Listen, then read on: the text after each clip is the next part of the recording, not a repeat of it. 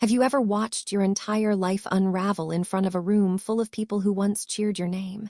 I'm Cassie, and a year ago, I sat in the boardroom I built from scratch, watching them peel my name off the door like I'd never mattered. My business, my identity, my pride gone in a whisper of betrayal. And when I went home, hoping for a shred of comfort, all I got was laughter. My little sister, Monica, tossed a smirk across the table and said, "Maybe you should just cook for a living, that's all you're good at now." I didn't cry. I couldn't. I just stood up, walked out of that dining room full of family and echoing laughter, and never looked back. That night, I promised myself I'd rebuild. Not to prove them wrong, but to remember who I am. Stick around. This story isn't about revenge, it's about reinvention. You'd think the worst part would be the silence, the absence of apology or explanation. But no, the worst part was the sound. The slow, scraping screech of my nameplate being pulled from the door of the conference room I designed. Cassie Morgan, CEO. Gone. The man standing behind me didn't flinch. Derek, my former business partner. The same man who toasted me at our launch party with promises of shared dreams. He was watching the intern remove the plaque like it was just another Friday. I didn't speak. My voice would have cracked, and that was the one dignity I could still control. The betrayal wasn't sudden, it had trickled in. Late-night emails I wasn't copied on. Expenses I didn't approve. That one investor call he forgot to invite me to. But this was the finale. Derek siphoned funds through a side entity, claimed insolvency, and left me to absorb the failure publicly. The press called it a promising brand gutted by mismanagement. They didn't name names, but they let the photos do that. Me alone, walking out of my office with a single box. With nowhere else to go, I dragged my pride and my suitcase back to Cleveland, to my parents' place. The front door still stuck at the top hinge. The carpet still smelled like lemon floor wax, and Mom still greeted me with half a hug and a nervous glance toward the kitchen, like I might be contagious. Monica was already there, of course. Monica, my younger sister, the one who never had a job longer than 6 months but always had a better manicure than me. She looked up from her wine glass with a smirk. "Oh, look," she said, swirling her Pinot like it was part of a ritual. "The Empire has returned." I tried to laugh it off. "Hey, good to see you too. You know," she continued, eyes darting to the roast chicken on the table, "maybe you should try something in the culinary arts. You were always good at feeding people's egos. Now you can just feed their mouths." The table roared. Even Dad chuckled. I blinked slowly, counted to 3. The mashed potatoes had more warmth in the room. I didn't defend myself, didn't say a word. Because you can't fight a fire with words when they've already decided you're the match. Instead, I stood up, my fork barely touched. I told Mom I was tired, that I'd eaten earlier. A lie. Outside, the night was cold enough to sting. I stood on the porch, staring at my car, still stuffed with my life in boxes. Funny, I used to drive to investor meetings in that car. Now I didn't even have a room in the house I grew up in. Have you ever tasted humiliation so sharp it felt physical? Like your ribs might crack from the pressure of holding it in. That night, I didn't cry. I just lay on the floor of my childhood room, Monica's Pilates mat under my back, and stared at the ceiling. I thought about the line Monica had tossed at me. "Maybe you should just cook." And strangely, it didn't feel like an insult anymore. It felt like a beginning. The Greyhound terminal in Cleveland always smelled like wet paper and old hope. I sat there, hood up, duffel bag at my feet, feeling like a ghost of myself. 2 days earlier, my name had been scraped off a boardroom door. Now I was shivering on a cracked bench, waiting for a bus to Chicago with nothing but a laptop, 3 interview outfits, and the vague promise of a second chance. I didn't tell anyone I was leaving. Mom would have said I was being dramatic. Dad would have said, "Don't run away from your problems." Monica, she probably would have packed me a spatula and wished me luck. No goodbyes, just silence and exhaust fumes. As the bus pulled away from the station, I watched my city disappear behind dirty windows. I wasn't just leaving home. I was exiling myself from every version of me that had failed.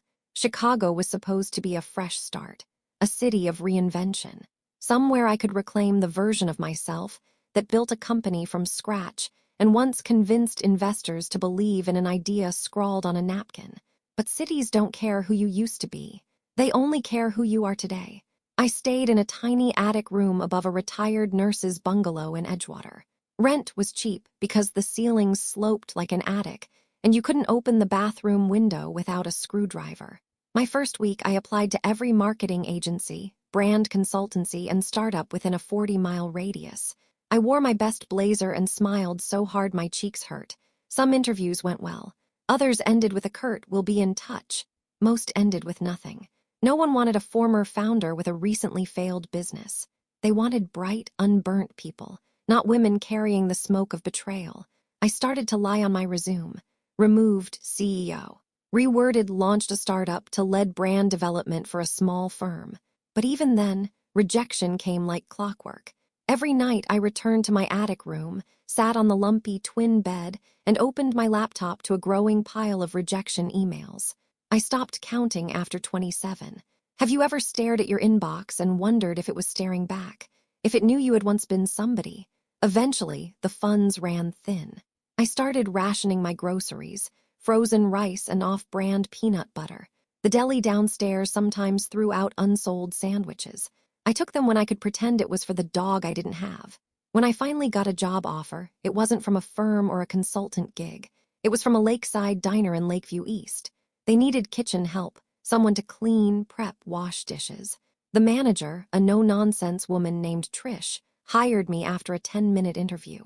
"You any good with knives?" she asked. "I've cut egos sharper than glass," I joked. She smirked. "You'll fit in fine." That first shift, I stood under fluorescent lights with an apron that smelled like onions and bleach. My fingernails grew soft from scrubbing pots. My shoulders ached from lifting crates of potatoes. No one asked where I went to college or what I used to do. They just wanted to know if I could keep up. I told myself it was temporary, that I was still Cassie Morgan, the strategist, the creator, the visionary. But some nights I wasn't so sure. I'd sneak napkins from the stockroom and jot down business ideas, brand names, menu concepts, efficient flow charts. The same part of me that once built something from nothing kept whispering, "You can do it again." But then I'd look at my hands, raw, red, trembling from cold dishwater, and I'd think, who are you kidding? Sometimes kindness feels like pity. The servers would share their fries or sneak me a slice of pie during breaks. They didn't know who I used to be. Maybe that was a mercy. But to me, it felt like a different kind of invisibility. One evening, as I stood outside the diner on my break, watching the lake ripple under a pink sky, I heard Monica's voice in my head again. "Maybe you should just cook." For someone who always mocked my ambition, she sure managed to haunt it. But I didn't cry. Not this time. Instead, I lit a cigarette I didn't plan to finish, stared out over the water, and whispered, "Let's see who's laughing next time." Every morning at the diner started with steam, noise, and the scent of something burnt clinging to yesterday's apron. I stopped trying to keep my hair down. It only curled in the humidity of fryer oil and boiling pots. Trish, the kitchen manager, gave me the same nod each morning as I clocked in. Chin up, get to work, survive the rush. It was the kind of job where no one asked about your dreams because there was no time for them. The orders came in fast, and if you couldn't keep up, you were gone. That kind of clarity felt both humbling and oddly comforting. I scrubbed pans with my sleeves rolled to the elbows. I sliced onions until my eyes stopped reacting. I mopped up grease puddles at midnight while the servers counted their tips and flirted near the back door. I didn't tell them who I'd once been. It felt like bringing a violin to a boxing match. During my 10-minute breaks, I sat on a crate in the alley behind the diner with a paper cup of lukewarm coffee and a pen. My notebook, folded in half from being jammed in my apron pocket, was slowly filling with business sketches, menu redesigns, ways to speed up order flow, social media content pillars, staff incentive structures. Systems and ideas that used to excite boardrooms now lived on greasy napkins beside a trash bin. But something was missing. It wasn't the pressure, I'd had plenty of that. It wasn't ambition, that flame still flickered even if small. It was belief, that fragile, fickle thing that lets you say, "I deserve to try again." At the diner, I was just Cassie. Not Cassie Morgan, CEO. Just the woman who cleaned the walk-in freezer, who learned to flip pancakes without breaking the yolk. One night, as I was wiping down the flat-top grill, Rosa, one of the line cooks, handed me a paper towel with a smiley face drawn in sriracha. "You're quiet," she said, wiping her hands on her apron. "But I see you thinking." I laughed a little, surprised. "Can't help it, habit from my past life." She didn't ask, just nodded, understanding something without needing the details. "Sometimes people fall," she said softly, "so they can grow in a different direction." That hit harder than I expected. But it wasn't all sentiment and sympathy. There were moments I questioned everything, like when I missed a payment on my student loans and got a cold letter in the mail, or when my worn sneakers slipped on the kitchen tile and I banged my hip hard enough to bruise, or when I heard Monica's voice in a voicemail Mom left, giggling in the background. "Cassie," Mom had said cheerfully, "Monica's thinking about launching a food blog. Maybe you could help her with the branding. You're so good with that stuff." I'd ended the call before it finished. My phone stayed on silent for a week after that. Was that all I was now? Free labor, a fallback plan, the family's cautionary tale. The only thing that kept me steady was routine. Wake, work, walk home with aching feet, sit on my mattress with a heating pad and revise my sketches. Hope the city didn't eat me whole before I found a way to rise. Then, one Sunday afternoon, something strange happened. A man collapsed in the foyer of the diner. It wasn't dramatic, more like he folded in on himself. Trish was on the phone. Rosa froze. I moved. I ran to him, checked his breathing, rolled him gently onto his side. I grabbed a clean apron to prop under his head, yelled for someone to call 911, and stayed with him until the ambulance came. After they wheeled him out and the panic faded, I quietly returned to the sink and resumed washing dishes. No applause, no thanks. Just silence and a strange, floating calm inside me. That night as we closed the diner, Trish paused by the back door. "You okay?" she asked. I nodded. "Yeah, just tired." She tilted her head. "You didn't panic today, you led." I shrugged. "Guess I've had practice." "You should have seen Mr. Foster watching you," she added. "He stood by the register the whole time, didn't say a word, but he noticed." Mr. Foster, the owner, the man who signed the checks and barely spoke a full sentence in my presence. I hadn't even realized he'd been there. That night, I stayed up past midnight, flipping through my notebook. Maybe, just maybe, the version of me I thought had died in that boardroom wasn't gone. Maybe she was just resting. It was raining the next morning when I got to the diner, one of those gray Chicago downpours that felt like the sky couldn't decide whether to weep or drown you. I arrived early, hair damp, sneakers squeaking across the linoleum as I pushed through the back door. Everything smelled like burnt toast and lemon cleaner. The kitchen was still quiet, just the hum of the refrigerator and the hiss of the coffee machine heating up. I grabbed my apron off the hook, tied it with automatic precision, and went straight to the prep station.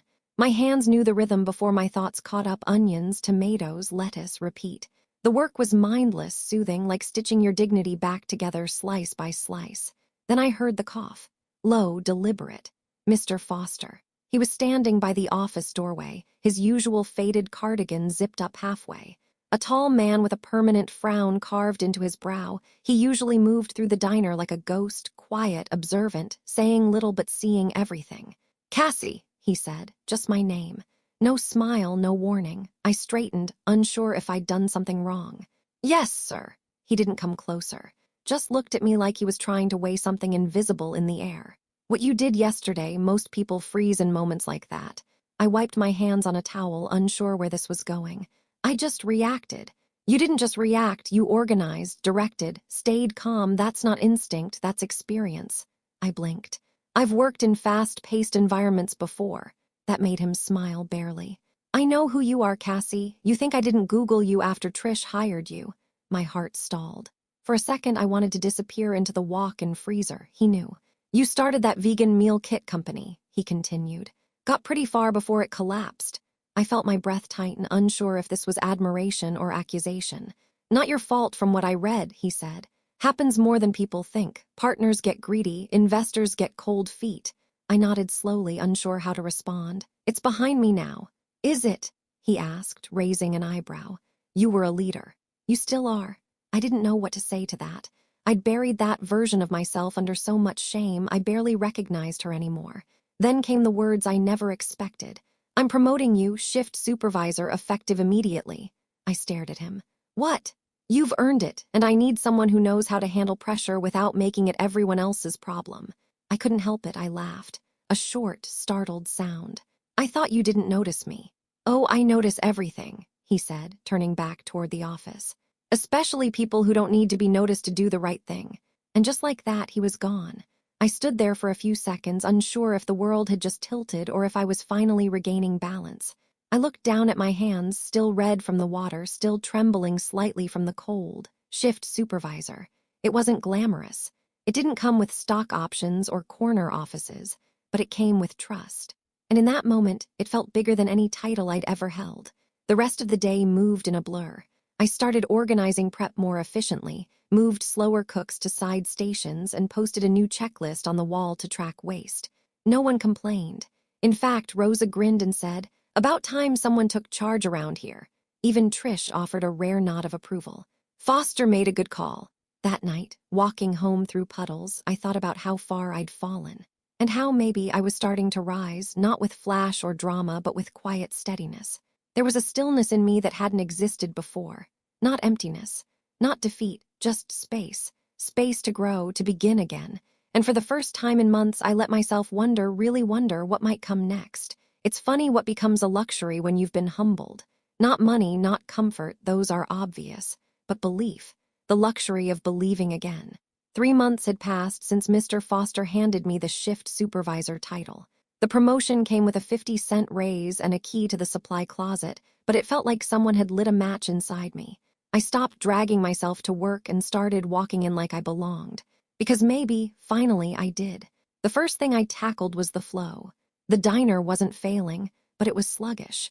Orders backed up, prep was clumsy, inventory was a guessing game. I started mapping workflows during my breaks, drawing arrows between fryers and cold storage, redesigning the order slips to reduce kitchen confusion. I didn't ask permission. I just quietly made things better, and the results showed. Yelp reviews mentioned faster service. Servers got higher tips. Customers who once came in for greasy comfort food now noticed the improved quality. Trish told me one night, "You've made us look good, girl." Mr. Foster said less, but nodded more. That was his language. I still worked long hours, sometimes 6 days a week. My hands bore the soft cuts of repetition, my lower back ached more often than not. But I had a purpose again, not survival, building. After shifts, I'd go to my attic room and sit cross-legged on the mattress, spreading napkins and notepads across the floor like a kid playing with treasure maps. Cassie's Hearth. That name came to me one night in a dream. Not a vision, just a feeling, a warm, glowing place where people weren't just fed but seen. A kitchen built on dignity. I scribbled it in the margins of my old business notes. Cassie's Hearth, a space where everyone eats like they matter. Some nights I let myself dream bigger. A small chain. Menu based on seasonal ingredients. Profits shared with staff. Community cooking nights. A place that honored the work, not just the food. But whenever the dream started to rise too high, Monica's voice would return. "Maybe you should just cook. That's all you're good for now." Like a ghost in my mirror. Even as success gently unfolded, that voice echoed. On days when the fryer broke, when customers complained about toast thickness, when I got called honey and sweetie like my name was too hard to remember, it would creep back in. I'd look at myself in the bathroom mirror, apron stained, hair pulled back, and think, is this all I am now? But then I'd return to the line, fix the problem, rally the crew, and earn another quiet nod from Mr. Foster. And that whisper inside me, faint but steady, would say, this is not the end. This is the proving ground. One night after a particularly brutal Saturday rush, I found Rosa sitting out back, eyes puffy. "You okay?" I asked, offering her a cigarette I didn't smoke. "My son," she said, voice raw. "He failed 2 classes, might lose his scholarship. I don't know how I'm gonna help him." I sat beside her. "How much does he need?" "Too much," she said. "We'll figure it out, we always do." She wiped her eyes and looked at me. "Why are you still here, Cassie?" I blinked. "What do you mean? You're smart, organized, you don't belong in a place like this." I smiled softly. "Maybe this is exactly where I belong right now." She nodded. "Well, I'm glad you keep this place going." That night I couldn't sleep. Her words echoed in my mind, not as insult, but confirmation. I wasn't just surviving anymore. I was laying a foundation. One dish, one shift, one system at a time. And though the old wounds still ached, especially the ones named Monica, I was beginning to heal in ways no family dinner could have offered.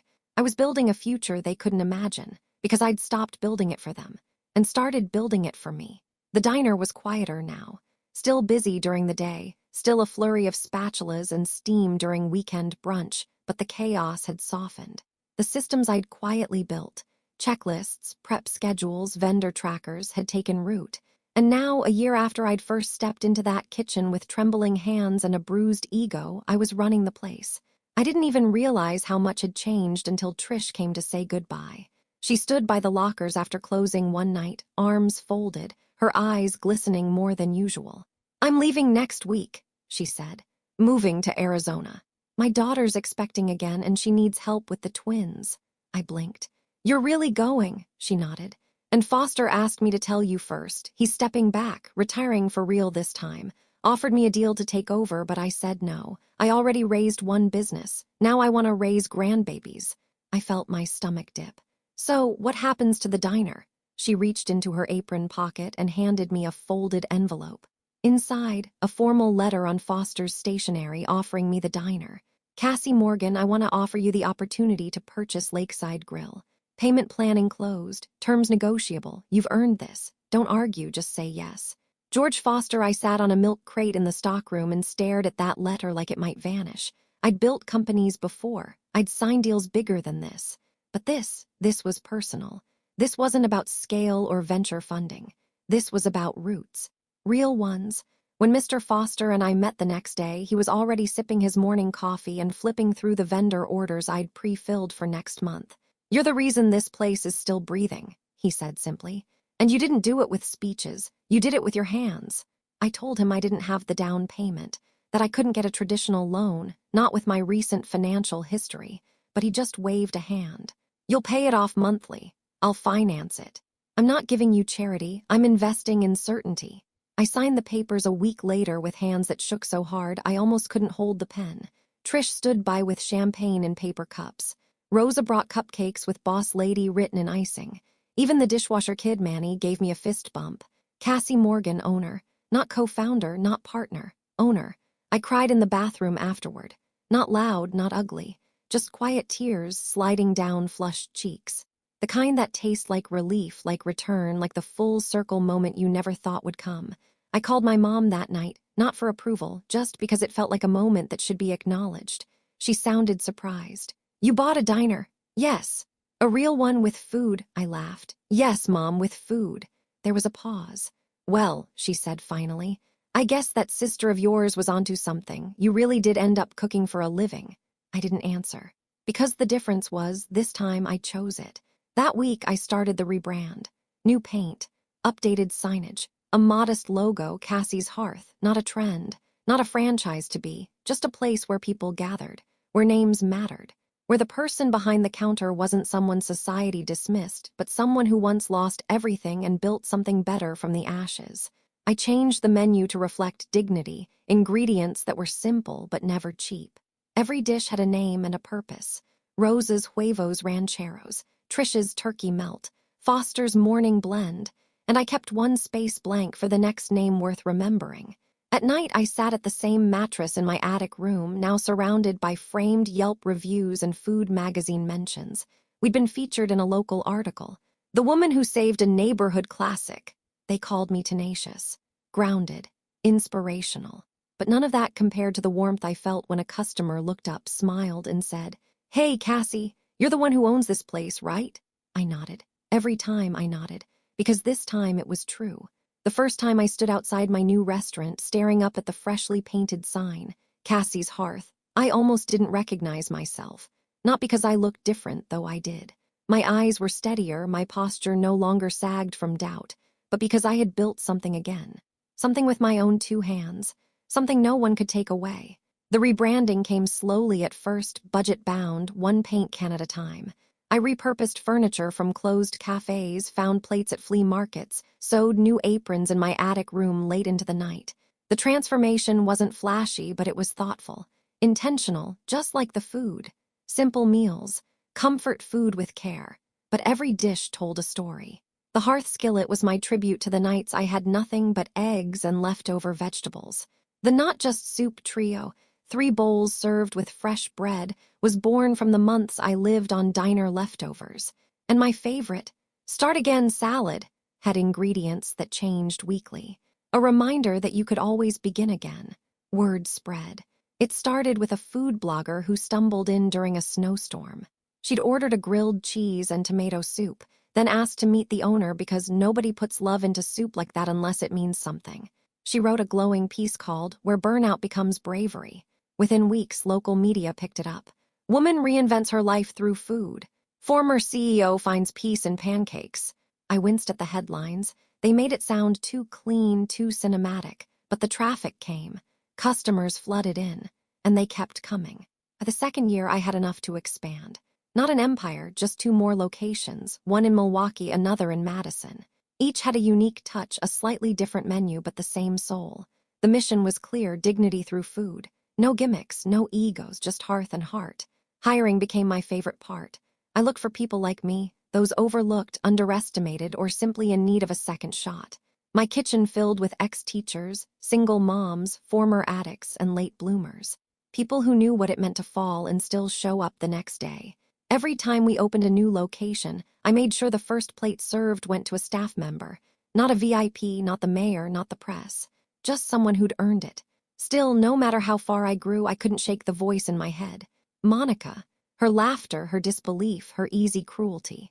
Some wounds scab over, but others stay tender, hidden under layers of success and smiles. I hadn't spoken to her in over 2 years.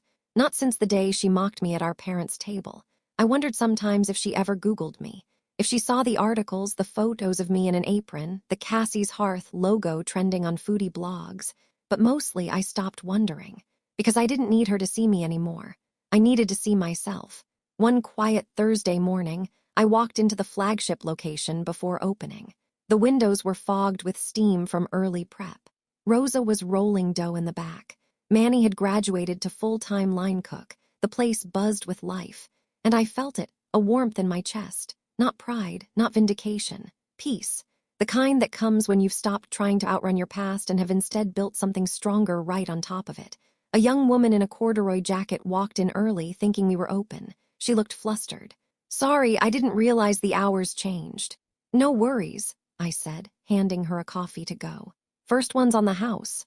She hesitated, then asked, "Are you Cassie, the Cassie?" I raised an eyebrow, smiling.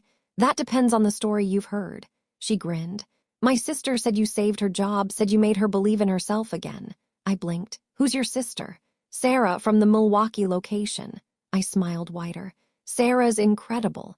The woman held up her coffee like a toast. "Thank you for this place, for giving people like us space." She left and I stood there, the steam rising behind me, the scent of cinnamon rolls baking in the air. Cassie's Hearth wasn't just a restaurant anymore. It was a shelter, a second chance, a reminder that even from the ashes, something beautiful can rise. There are moments in life that feel like déjà vu, echoes from a past you thought you'd buried. For me, it came wrapped in a familiar voice and a reservation request. "We have a booking for Saturday night," said Naomi, my newest events manager, reading off her clipboard. "Party of 8, Monica Jordan, special occasion."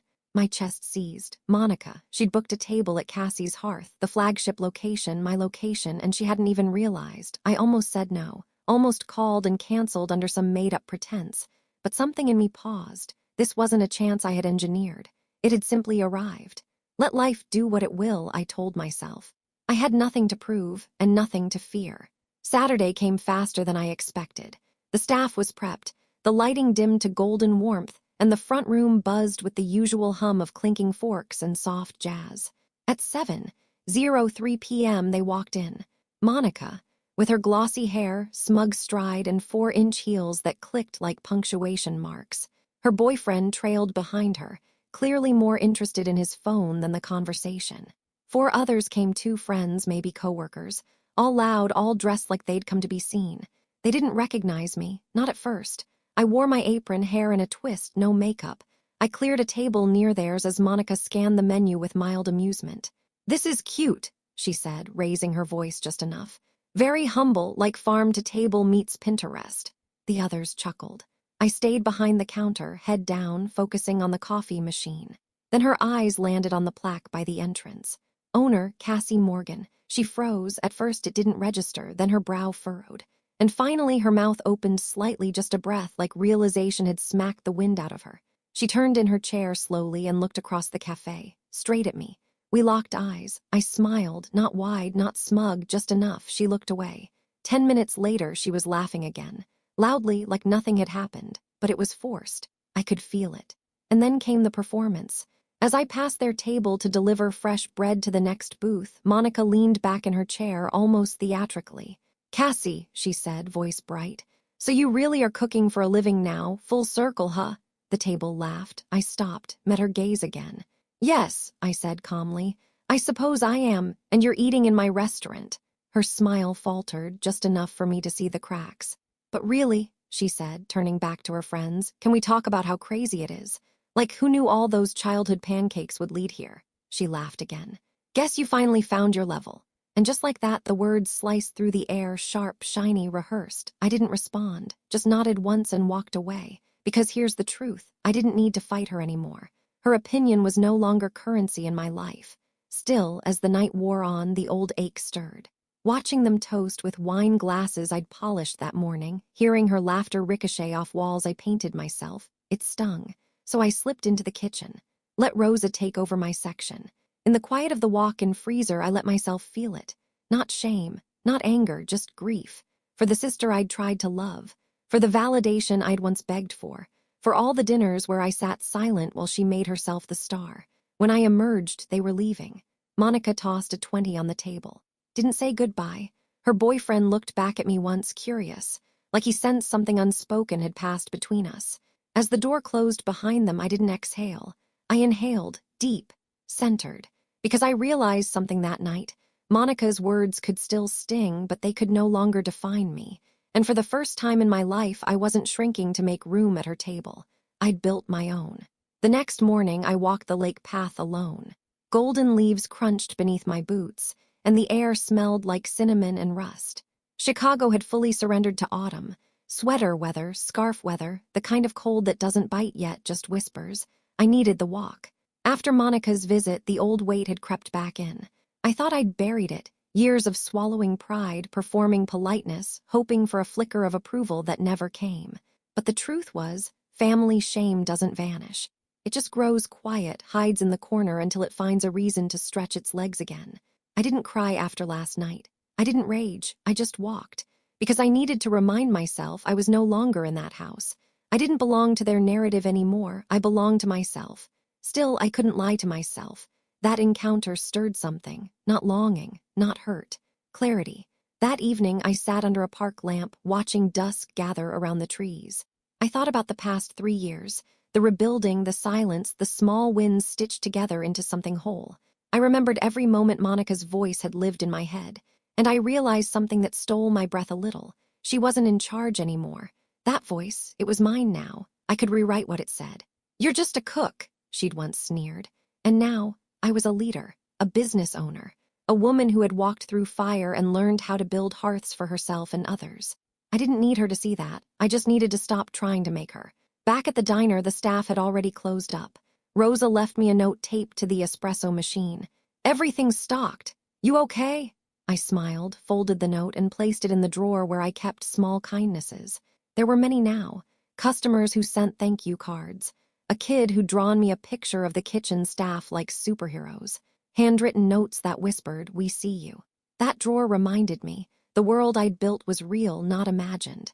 It was honest and earned. That night I made a promise. No more giving weight to those who hadn't carried my burdens. No more trying to shrink for the sake of peace.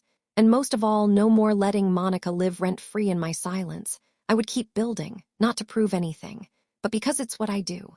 Because Cassie Morgan, yes, that Cassie, isn't a footnote in someone else's story. She's the author now. The invitation came through an event planner, crisp and formal. Private dinner for 20, catered in-house. Surprise birthday celebration. Client, Monica Jordan.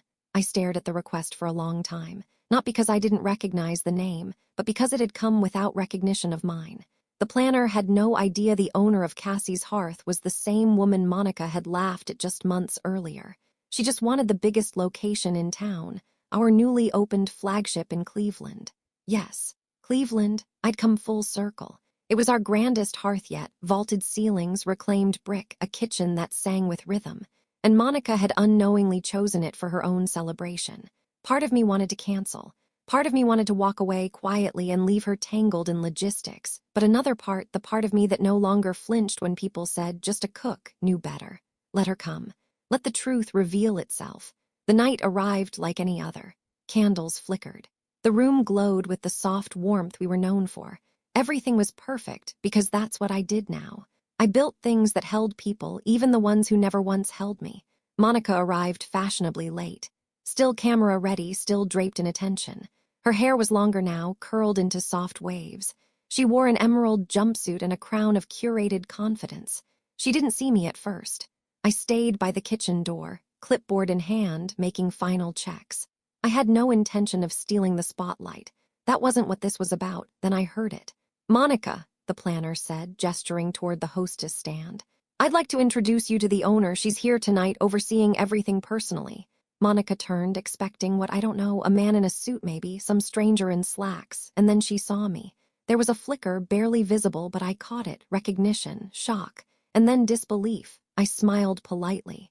"Welcome to Cassie's Hearth. We're honored to host you." She opened her mouth but said nothing. Her boyfriend gave me a courteous nod, completely unaware of the undercurrent surging between us. I didn't offer an explanation. I didn't offer anything, really, except impeccable service. As the night unfolded, the staff served course after flawless course. Truffle bisque, braised short ribs, homemade cornbread with rosemary butter, and finally, a caramel cake crowned in gold leaf. Every bite said, "This is who I am." Every detail whispered, "You were wrong." After the final toast, I slipped into the back office. I didn't need applause or confrontation. I simply needed to sit with what I'd done. I'd turned a wound into a room full of joy, and they didn't even know they were standing inside my redemption. An hour later, the planner knocked gently. "She left you a note," she said, handing me an envelope. Inside, Monica's handwriting. Still looping, still perfect. "Cass, I didn't realize. I didn't know it was yours. It's beautiful." No apology, but it didn't matter, because I no longer needed her to say sorry to feel whole. Later that week, our team chat buzzed with photos from the event. The decor, the food, the smiles, our best night yet. And still, the sweetest moment came in the quiet. At the end of the night, as the last candles flickered low, I stood alone at table 1, her table, and gently lifted a stray cloth napkin. There beneath it was a forgotten favor box. Gold foil tied with green ribbon. Inside, a tiny mirror, a party gift. But as I looked into it, I didn't see Monica's reflection anymore. I saw mine. Calm, grounded, unshakably mine. The group chat exploded the following morning. Screenshots, snide jokes, thinly veiled jabs dressed up as jokes. Monica's pregnancy announcement had dropped on social media, perfectly filtered, complete with a sonogram and the caption, "Unexpected, but meant to be." Underneath, comments from family members flooded in. "Congratulations, sweetheart. So happy for you and Ethan. Cassie must be thrilled to become an aunt."